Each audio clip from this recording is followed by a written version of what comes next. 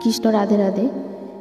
সদ্গুরু শরণম চ্যানেলের পক্ষ থেকে বন্ধুরা আপনাদের অভিনন্দন জানাই, স্বাগত জানাই আমাদের এই চ্যানেলে।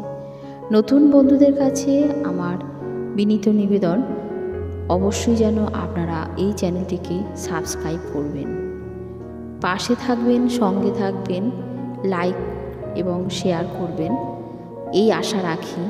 জয় শ্রীকৃষ্ণ, রাধে রাধে। ভগবান শ্রীকৃষ্ণের নাম নিয়ে আমি আজকে আপনার নতুন ভিডিও আলোচনা করছি। ভগবান শ্রীকৃষ্ণ এবং রাধারানীর মধ্যে যে প্রেম, সে প্রেম অত্যন্ত গভীর। একদিন বৃন্দাবনে শ্রীমতী রাধারানী গোবিন্দকে জিজ্ঞাসা করলেন, হে গোবিন্দ, তোমাকে সবাই চোর বলে কেন? গোবিন্দ বললেন, রাধে, আমি সত্যিই চোর, তাই সবাই আমাকে চোর বলে। রাধারানী জিজ্ঞাসা করিলেন, তুমি কি কি চুরি করো গোবিন্দ? গোবিন্দ বললেন, তাহলে শোন। আমি যখন ছোট্ট ছিলাম তখন সবার মন চুরি করতাম। যখন একটু বড় হতেই আমি মাখন চুরি করতাম। আর একটু যখন বড় হলাম তখন আমি গোপীদের বস্ত্র চুরি করতাম। তারপর আমি ভক্তদের ভালোবাসায় এমন হয়ে গেলাম যে এক নতুন বস্ত্র চুরি করতে শুরু করে দিলাম। রাধারানী বললেন, কেমন চুরি গোবিন্দ? খুব সুন্দর করে গোবিন্দ উত্তর দিলেন, আজকাল আমি ভক্তদের পাপ চুরি করি। রাধারানী বললেন, কোথায় তোমার ভক্ত? গোবিন্দ আস্তে আস্তে করে বললেন, তাহলে শোনো। ভগবান শ্রীকৃষ্ণ বলছেন, সকলেই আমার নাম করো, কলিযুগে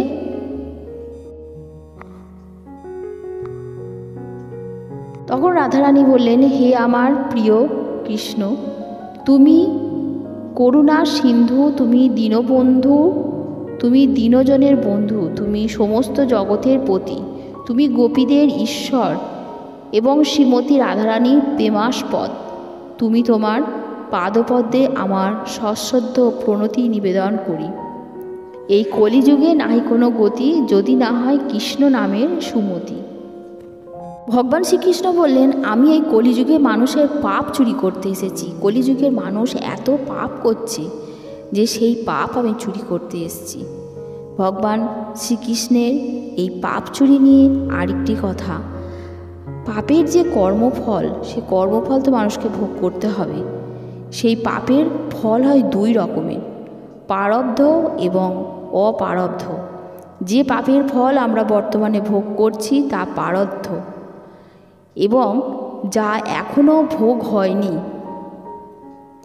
সেই সঞ্চিত পাপকর্মকে অপ্রারব্ধ বলা হয়। যেমন কোনো দুর্বৃত্ত অনেক অপরাধ করা সত্ত্বেও এখনও ধরা পড়েনি, কিন্তু যখনই সে ধরা পড়বে তখনই তাকে কারাগারে দণ্ড দেওয়া হবে। এইভাবে আমাদের অপ্রারব্ধ পাপের ফল আমরা ভবিষ্যতে প্রাপ্ত হব, কারাগারে দণ্ড দেওয়া হবে। এইভাবে আমাদের অপ্রারব্ধ পাপের ফল আমরা ভবিষ্যতে প্রাপ্ত হব। এইভাবে বদ্ধ জীব জন্ম জন্মান্তরের এই সমস্ত পাপের ফলে দুঃখ ভোগ করতে থাকে। বর্তমানে পূর্বকৃত পাপের ফল ভোগ করতে করতে সে পরবর্তী জীবনে দুঃখরূপী নতুন বীজ রোপণ করতে থাকে। শিরূপ গোস্বামী বলেছেন, এই জন্মের পাপ এবং পূর্বকৃত পাপ দুই ক্লেশের কারণ। সাধারণত পাপ কর্ম অবিদ্যার ফলে সংগঠিত হয়ে থাকে, কিন্তু অবিদ্যার অজুহাত দেখিয়ে পাপের প্রতিক্রিয়া থেকে রেহাই পাওয়া যায় না। কিন্তু আমরা যদি কৃষ্ণ ভাবনায় ভাবিত হই তাহলে এই সমস্ত পাপ কর্মের ফল অবিলম্বে নিবারিত হতে পারে। উদ্ভব